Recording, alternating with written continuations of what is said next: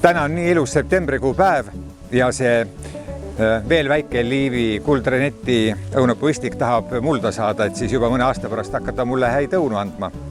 Me peame õunapuud istutades silmas pidama kasvu kohta, et tal oleks piisavalt päikest ja et ta ei oleks väga teiste puude lähedal. Ütleme, 3 meetrit võiks jääda meil juba olemasolevate õunapuude või mis tahes puude aias kaugele.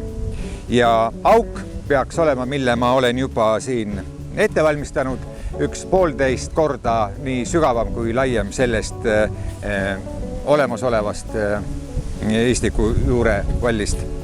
Aga me hakkame siis istutama. Mis meil siit välja tuleb, kui me siit selle lahti teeme, kuidas on tema juured. Siin ta on parajalt niiske. Kui see mullapall oleks kuiv, siis ma soovitan teda ennem leotada, et ta jõuaks juba natukene vett juurtesse tõmmata. See on nagu täitsa korralik. Me natukene võime siit neid juuri aidata lahti, aga üldiselt ta ei ole väga täis juurdunud, nii et ta on nagu täitsa okei. Paneme ta hetkeks kõrvale. Kompostiga aiamuld on väga sobilik.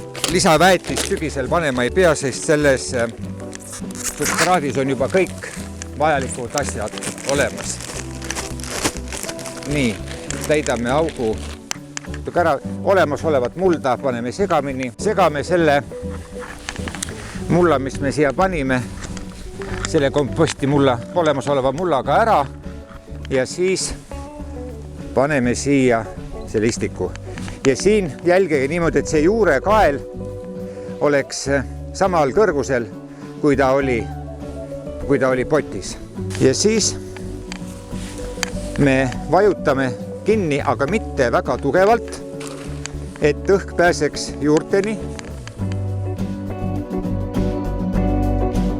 Kindlasti peab seda noort õunapuud toestama ja toed jäävad 2-3 hooajaks. Millega siduda? Väga hea on selline aianduskeskustes müüdav selline vahtümbrisega sees traat. Ja oleks veel niimoodi, et kui me teda niimoodi natukene siin nagu patsi punume. Ja sama asi teisele poole ka. Ja nüüd me võime teda kergelt niimoodi nagu tõmmata ta pingi alla. Ta ei tee talle midagi, aga ta püsib nagu sirge ja ta ei liigu, et ta on nagu tugevasti fikseeritud.